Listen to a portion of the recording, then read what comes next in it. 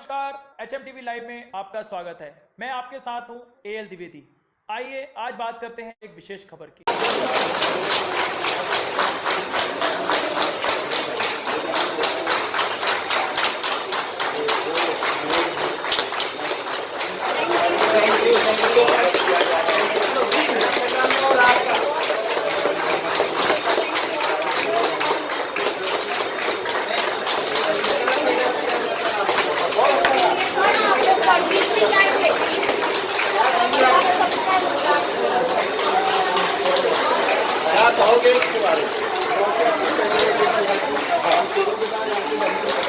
Doctors जो nurse and जो भी सब है इधर उसकी वजह से ही खड़ी हूँ और उनके लिए मैं उनको थैंक्स बोलना चाहती हूँ। और मैं जब इधर आई थी ना तो मेरा पॉजिटिव आया था तो मैं बहुत डर गई थी, पर पुलिस कमिश्नर ये गीता मैम है, उन्होंने मेरी फैमिली का बहुत अच्छा ध्यान रखा। 56 कोरोना पॉजिटिव पेशेंट ठीक होके अपने घर जा रहे हैं और हमारे लिए ये बहुत ही खुशी की बात है कि हम एक ही दिन में 56 पेशेंट को और ठीक करके हम लोग उनको हॉस्पिटल से डिस्चार्ज देने में यशस्वी हुए हैं। पिछले 1.5 महीने से लॉकडाउन शुरू है, उसमें भी हमने नागरिकों पर अलग अलग प्रकार के निर्बंध हमने लाए थे। कई बार हमने सब्जी मार्केट बंद किया है, कई बार किराना मार्केट बंद किया और अन्य कई प्रकार के निर्बंध लाए थे। नागरिकों को असुविधा हुई थी और नागरिकों को तकलीफ भी हुई थी। शुरू में उनका रेजिस्टेंस था, लेकिन बाद में उन्होंने भी बहुत अच्छा तरीके से प्रशासन को सहकार्य किया है और इसी का ये दृश्य परिणाम है कि हम आज 56 पेशेंट को ठीक करके घर भेज रहे हैं। सर, मीरा भाईंदर में जो नागरिकों को क्या आह्वान? नागरिकों का आह्वान है कि आज हम बहुत अच्छी पोजीशन में है। कल तक 161 कोरोना पॉजिटिव पेशेंट थे और कल तक 113 कोरोना एक्टिव पॉजिटिव पेशेंट थे, लेकिन आज की तारीख में हमारे पास सिर्फ 57 एक्टिव पॉजिटिव पेशेंट है। ये मरीज ठीक होने का सिलसिला आगे भी चलता रहेगा और हमें आशा है कि हम 10 या 15 मई तक हम ये कोरोना से निजात पा चुके होंगे।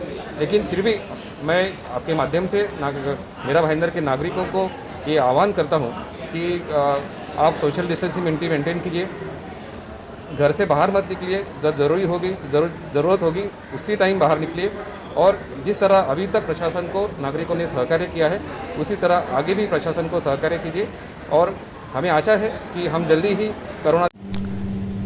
सर, आज मीरा भाईंदर शहर में 56 पेशेंट्स इकट्ठा डिस्चार्ज हुए हैं, ये शहर के लिए बड़ी बात है, आप इसको कैसे आंकते हैं?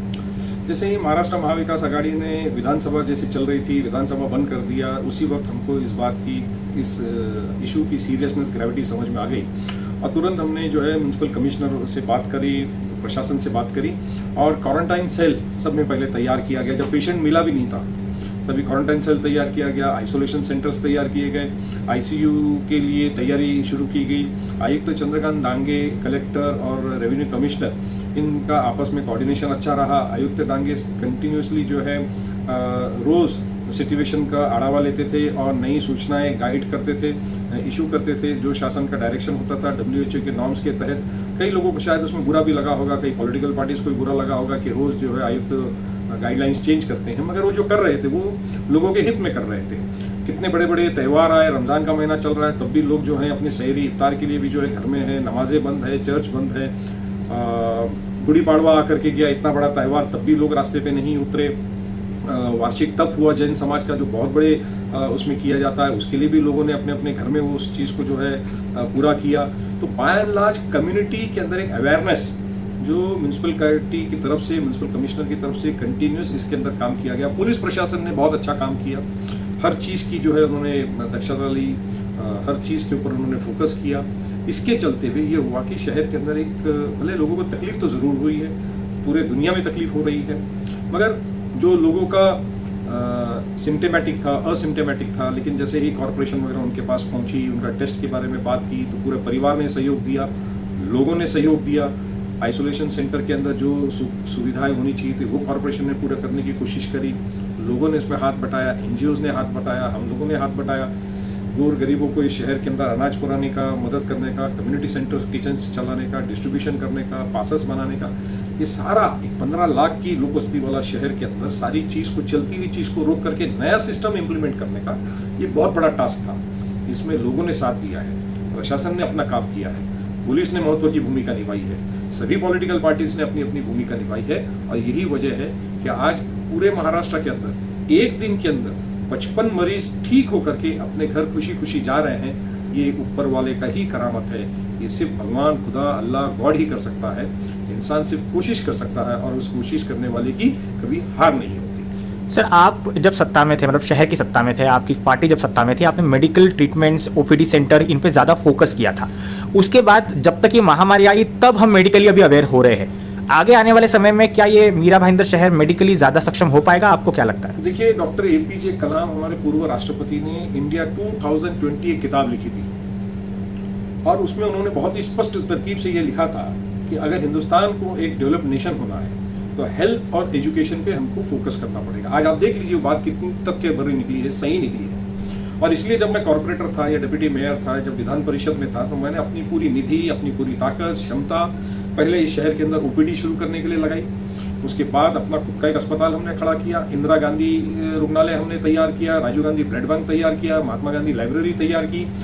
टेम्बा हॉस्पिटल, आज जो पंडित भीमसेन जोशी अस्पताल बोला जाता है, उसकी पूरा डिजाइनिंग, प्लानिंग जो है वो हमने किया, दूरदृष्टि रख करके किया। आज देखिए कि उसका कितना इंपॉर्टेंट है। पब्लिक हेल्थ सिस्टम को जो पिछले कई सालों के अंदर थोड़ा सा निगलेक्ट कर दिया गया है, आज गवर्नमेंट का, सेंट्रल गवर्नमेंट का हो कि स्टेट गवर्नमेंट का हो, पब्लिक हेल्थ डिपार्टमेंट ही आज उपयोगी पड़ा है।